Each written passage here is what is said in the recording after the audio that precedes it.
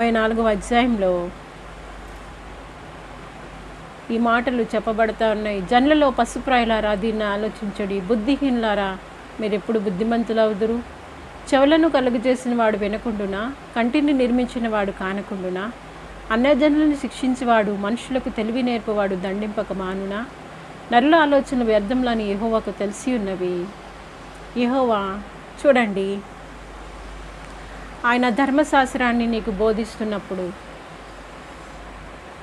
ఖచ్చితంగా నువ్వు నలపబడతావు, నువ్వు శిక్షింపబడతావు. ఖచ్చితంగా ఆయన నలుపుతారు. ఇంకా ఇదే అధ్యాయంలో 119 కీర్తనల్లో కొన్ని మాటలు చెప్పబడతాయి.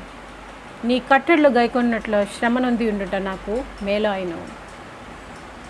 ఎప్పుడైతే నువ్వు పడినావో, ఎప్పుడైతే ఈ శిక్షను నువ్వు పొందుకున్నావో, నీకు తెలివి నేర్పించాలంట.